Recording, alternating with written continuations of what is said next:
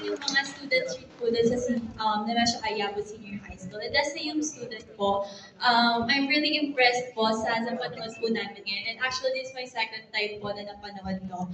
And my question po, as a young student po, ano po yung mga problems po na na-face nyo during the process po ng paggawa po nitong play? And paano nyo po yan nalagpasan? And ano po yung tips nyo po sa amin para po once na kami naman po yung gagawa ng play, meron naman po kaming tips na madadala para po ma-improve po namin yung magiging performance naman po namin.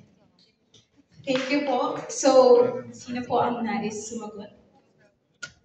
Problems encountered, paano na lapasan, and tips for them. Okay, hello.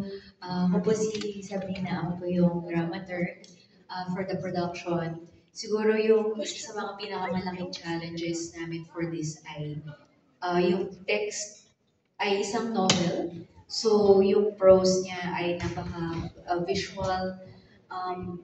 Hindi siya agad. Parang yung pagka-visceral na napanood natin, madaming naging proseso to translate the prose into something that's very atmospheric and scenic. So, ang daming kinailangang vocabulary shift.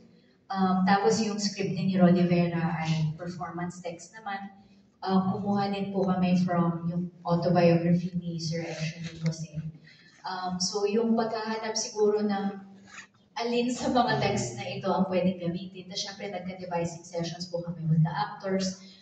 Marami po doon. Iba-iba yung pinagkakapitan ng bawat actor at bawat artistic staff.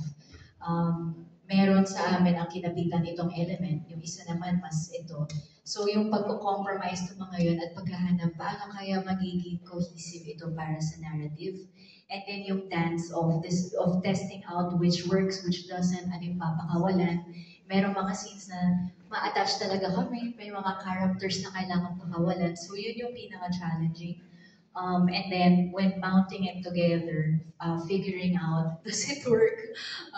Ayun, so yun po yung from me, baka actors po or si Vika or set designer. May point of view na po tayo from the artistic team. Let's go, actors! Si Vika, may gusto kang dagdag. Mabilis lang. So hello, ako si Vika Nader, ako yung set designer. Well, yung mga problema na hirap namin, more on technical aspect.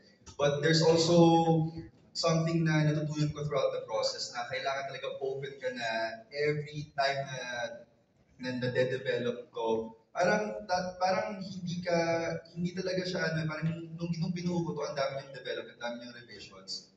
So dahil nga parang sinusubaybayan ko yung pagiging devising ng itong play na to, parang kinailangan ko rin maging open sa development ng set design na to. So again, ayun, something na I would like to emphasize is the collaborative aspect of the entire design of this whole play.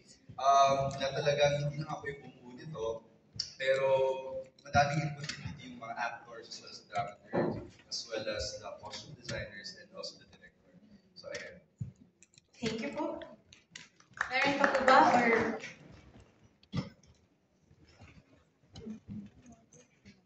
Siguro po parang konting background dun sa naging proseso namin. Tinawag sa devising. Hindi ako expert para ipaliwanag kung ano yung devising, pero basically, pag-blur ng mga roles and responsibilities dun sa proseso ng paghuhukay, kung paano ba namin ito itatanghal sa loob ng tanghalan. So, meron kami mga inside jokes na additional direction by Erwin. Kasi nga parang malaya kang magbigay ng input kung paano itatanghal yung isang eksena. Pati rin sa pagbuo ng karakter, binuksan ng aming mga direktor, si Chris Villado and Delphine Belcamito, yung proseso na, halimbawa, nasa gitna ako, tapos yung mga co-actors ko nakabilog sa akin, nagbibigay sila ng mga insight at input. Paano ba yung pagkakakilala nyo sa specific character na yun?